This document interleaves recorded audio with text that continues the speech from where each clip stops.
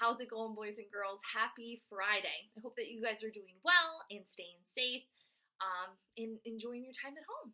I miss you guys a lot. But let's go ahead and continue with our read aloud the Unteachables today.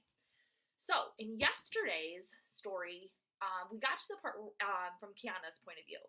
And Kiana is, with is sitting on the floor studying for the science test because we learned that these science tests are super important for Mr. Kermit. He needs these kids to pass, and so he can be guaranteed his retirement. Because he's had so many classes with a failing score, he could get fired. So Kiana is studying with her baby brother Chauncey, and she just called for her step monster to come and get him. And so that's where we will pick up today. I thought you could use a study break, she offers, setting the drink down on the edge of the coffee table. Kiana, your dad and I are so proud of how hard you've been working lately. It annoys me. Who does she think she is? My mother? She's definitely not that. I know because she isn't on a movie set in Utah, leaving me while in exile. Chauncey hangs off her hips, arms and legs flailing. The action figure flies from his little hand, landing kerplop in my iced tea. Chauncey, she scolds, you ruined your sister's drink. Believe it or not, I actually sympathized with her then, overworked, sleep-deprived, and saddled with her husband's California kid. It's not ruined, I say quickly. It's just... I fish the Power Ranger out, watching the level of the tea go down. I drop it back again, and the level rises. My eyes widen in understanding. Archimedes' first law of buoyancy. A floating object displaces its own weight in liquid. I've been trying to understand it all day. I spring up and wrap my arms around the step monster. Thanks for the tea. Chauncey sinks his newly cut tooth into his thumb and starts bawling again. The science craze even extends to Terra Nova Motors. Jake buys these rolling whiteboards with his mechanics, and his mechanics show us how to calculate the horsepower and torque. We have a contest to see who can be the quickest to label the parts of an internal combustion engine. Parker wins, even though some of his spellings are a little creative, like crankshaft equals scarfthink. Jake keeps telling us how important it is to do well on the test to make sure Mr. Kermit looks good. He says it over and over again, until his face gets flushed like he's really stressed about it. What's the big deal? If by some miracle we ace the test, those good grades will be ours, not our teachers. And if we bomb them, that'll be on us too. How is Mr. Kermit at fault if his class happens to be dumb in science? Or maybe we're not so dumb. On Friday, we take a practice test and we do pretty well. I pull up a 92, which is amazing considering science isn't my best subject. Elaine Gates gets an 86, and both Barnstorm and Mateo even crack 70. Even Raheem passes at a 67, which isn't bad for someone who can't tell the difference between the Earth and Middle Earth, and they think the Force and magic are real. Aldo brings up the rear with a 62, but Mr. Kermit steps in before he can get too worked up about it. Think about it, Aldo. 3 more points and you would have passed. You're a completely different student now. You're reading Where the Red Fern Grows in an award-winning novel. I believe in you, and on test day, I know you'll be able to scrounge up 3 more points. Yeah, Aldo exclaims, energized. If I can care whether old Dan and little Ann win the coon hunt, then I can care about anything, even stupid science. Puffy tails for everybody, crows Barnstorm, waving his crutch in the air. Let's not get ahead of ourselves. Our teacher tells us we don't want to be overconfident for the real test next week. But, he adds, I'm proud of each and every one of you.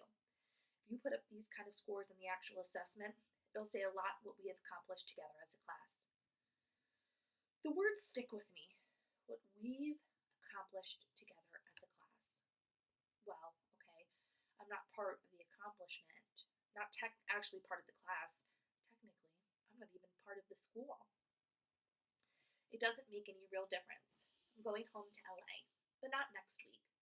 I'll be taking the science assessment along with everybody else. Still, I can't help but wonder how the others would react if they knew the truth about me. It makes me uneasy. I can't get past the guilty feeling that I'm keeping a secret from my friends. Chapter 24, Barnstorm Anderson. Just when you think you've got it figured out, everything changes. First, life's about scoring touchdowns, shooting baskets, hitting home runs, until you get injured for the rest of middle school, which might as well be 500 years. Then life's about having a sweet row of 37 puffy tails, 3 times as many as anybody else. But pretty soon, nobody cares about that either. Now, it's science all the time. My head is stuffed so full of facts that I can't blow my nose for fear it'll come out. I've stopped watching TV because any new information might push something out that's already in there. My parents think I'm nuts. I think I'm nuts. I'm definitely not me anymore. But when that test happens, I'm going to be ready. And then life changes again. On test day, I thump out of the house swinging on my crutches just in time to see the school bus disappearing around the corner. Hey!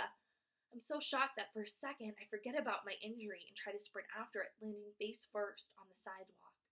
By the time I pick myself up again, the bus is out of sight. No! My eyes turn back home. Mom had woke up early this morning, so there's no one to bum a ride from. I'm in agony, not just because my nose is bleeding. You know the phrase, it's no skin off my nose. Well, there's actual skin off my nose. But the worst part is, I've studied for this test more than I've studied for every other test combined, going back to kindergarten. And I'm gonna miss it? The others will kill me. That includes Elaine, who might really do it. Out of options, I start hobbling along the sidewalk in the direction of school. There's no chance I'll make it, but what other choice do I have? In thumping and swinging at maximum speed when one car engine roars above the others.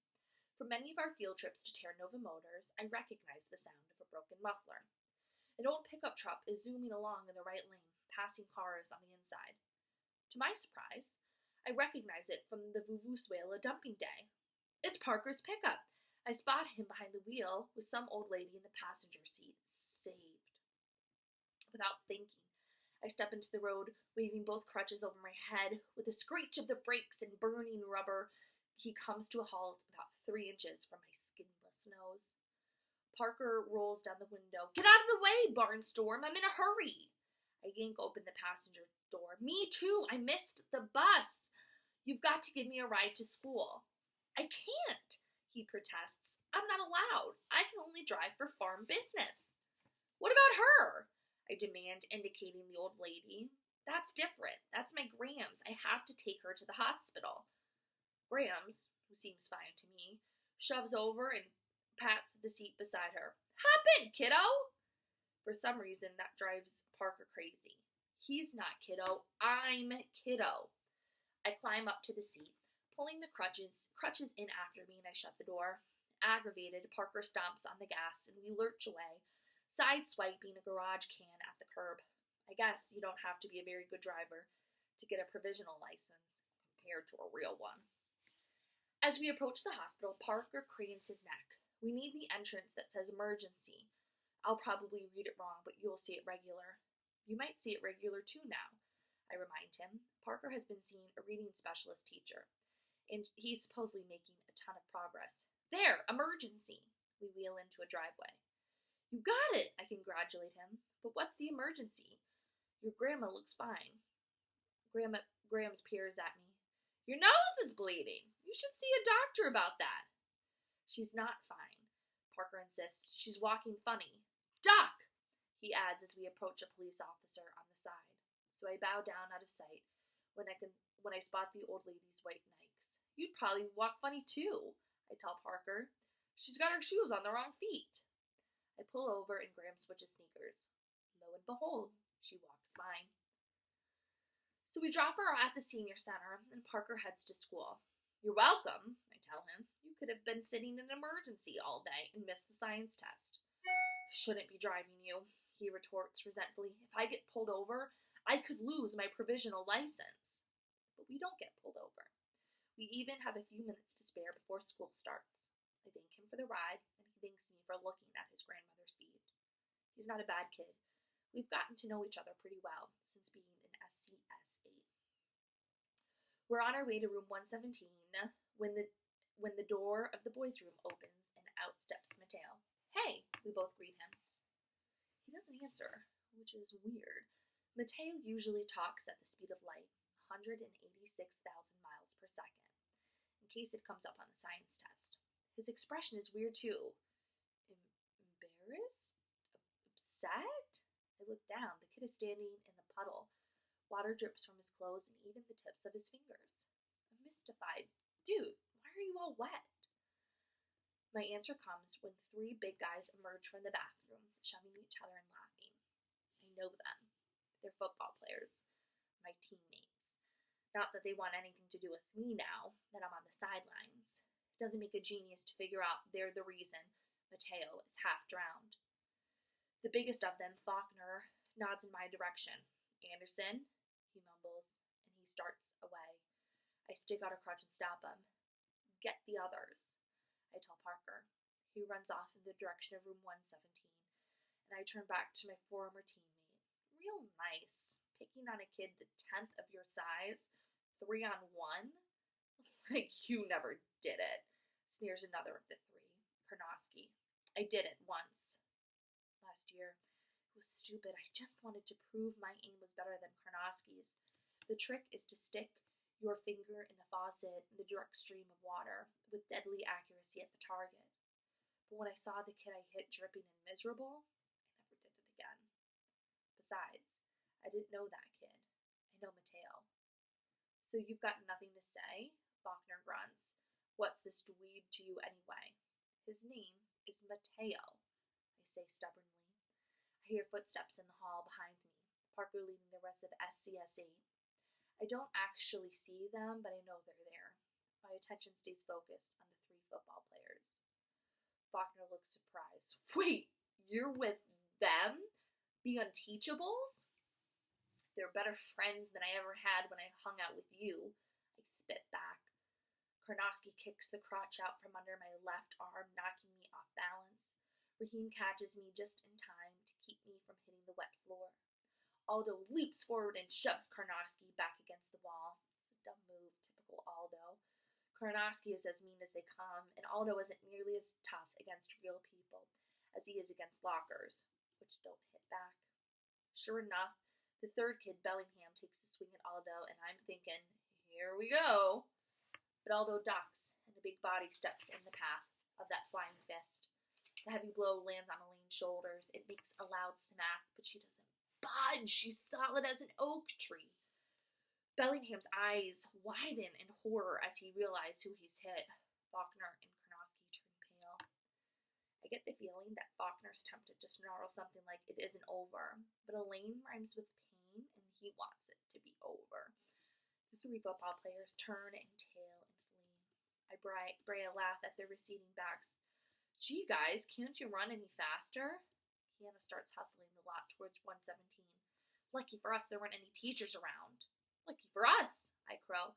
Lucky for those guys. Elaine was about to stomp them into a hamburger. Me? Elaine asks, confused. We should have let you wipe the floor with them, I enthuse. You know, like the kid you knocked unconscious and duct taped to the flagpole. Elaine looks totally bewildered. Or when you tipped the steam table into the lunch ladies because you didn't like the crunchy peanut butter? Raheem adds, I love crunchy peanut butter. Elaine rumbles. What about the guy you headbutted down the stairs? I demand. You can't say that never happened. Like 20 people wound up in the nurse's office. He dropped his phone, she explains. He bent to pick it up. I bent to help him. We bumped heads. Elaine assumes a faraway expression, and she relives the moment. The kids on the steps didn't stand a chance. He took them all out on his way down. It looked like a giant wave of people breaking over the staircase. We end up outside of room 117, staring at each other in amazement. It's just rumors, you guys, Kiana tells us. You know how stories spread in this school. An uprooted tree? Parker persists. The bathroom stall? The fire extinguisher? Come on, the fire extinguisher has to be true. Elaine shakes her head. Sorry. Okay, fine, I finally say.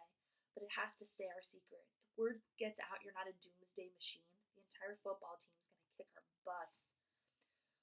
Ribbit appears in the doorway. What's everybody doing out here? The science test starts in 3 minutes. The science test? After all the craziness of the morning, I almost forgot about it. Who knows how many important facts already leaked out of my head? Ribbit distributes the test booklets and we take our seats. It's game on. All right, that's where we're going to